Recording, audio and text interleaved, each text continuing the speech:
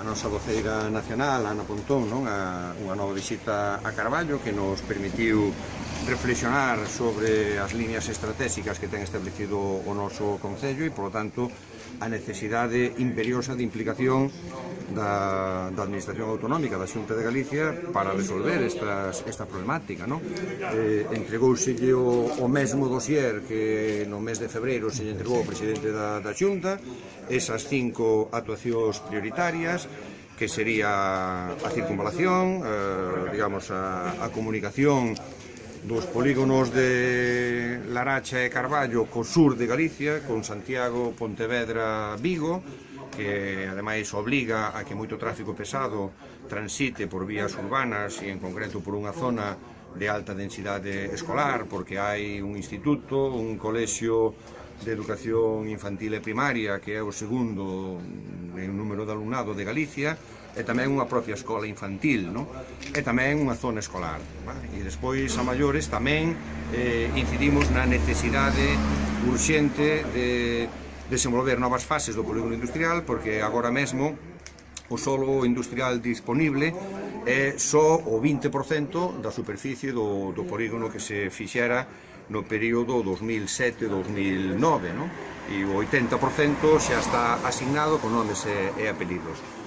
Falamos tamén do abastecemento de auga á costa. Carballo somos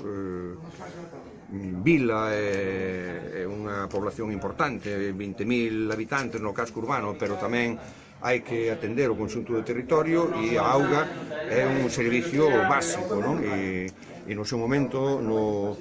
ano 2009, os orzamentos da Xunta xa recollían o investimento de abastecemento de auga ao litoral de Valdallo. Desapareceu dos orzamentos da Xunta e desde este período 2009-2018 nin a Xunta nin Augas de Galicia fixo ningún investimento no que se refire ao ciclo integral da auga, cando pola contra o Concello está a facer un investimento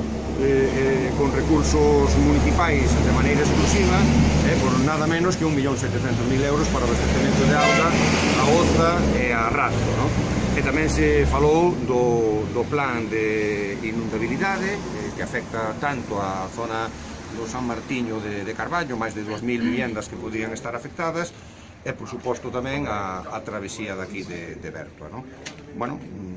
Somos conscientes das necesidades e agora as posibilidades tamén cada administración ten que priorizar, e polo que se ve a Xunta de Galicia dentro das súas prioridades non está Carballo, cousa que temos que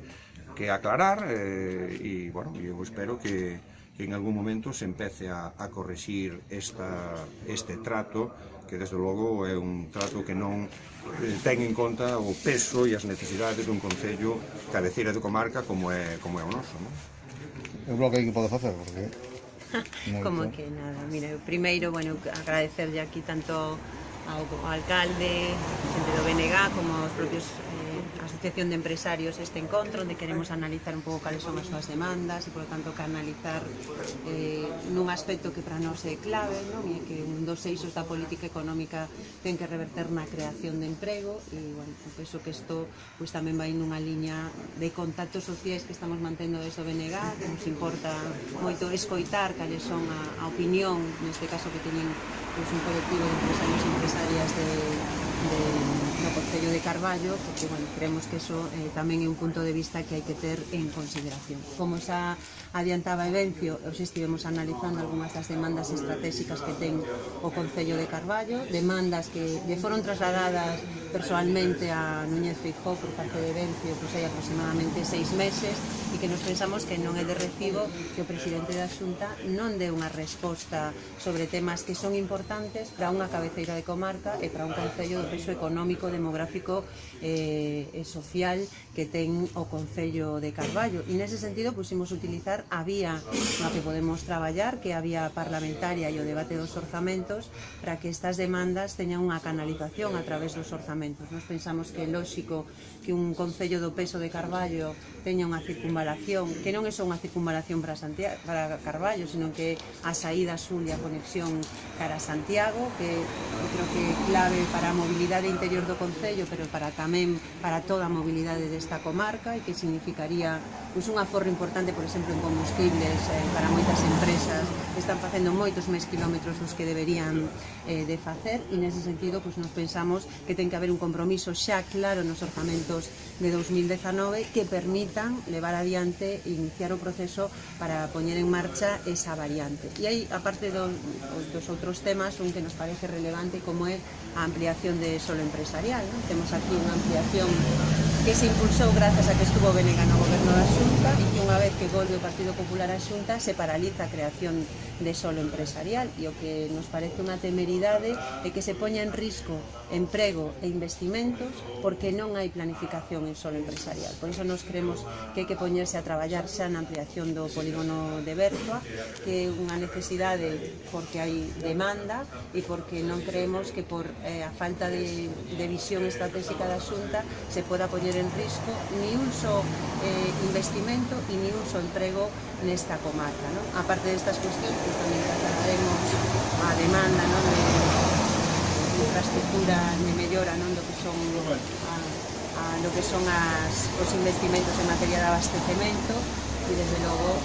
solucións para o problema das inundacións nos ribaños, que nos parece, bueno, que é un tema de máxima prioridade, porque non hai tanto que sufrimos inundacións e non pode ser que o goberno, unha vez que pasa o problema, se olvide de que existe, non? Quen ten as competencias ten que exercelas e nos, nese sentido, creemos que a Xunta ten que implicarse, non? En definitiva, nos vamos a darlle voz a Carballo neste debate dos orzamentos, porque pensamos que os gobernos deben de priorizar en base ás necesidades que ten a poboación. Está claro que o goberno de Feijóo nos leva demostrando que entre as súas prioridades non está atender a esta comarca, e é máis, non vemos como os servizos públicos que dependen da Xunta teñen deficiencias importantes non só no concello de Carballo, sino en toda a comarca. Nos, desde logo, temos un compromiso claro de traballar por defender os intereses deste concello e vamos ir man a man, pois, tamén co propio goberno municipal.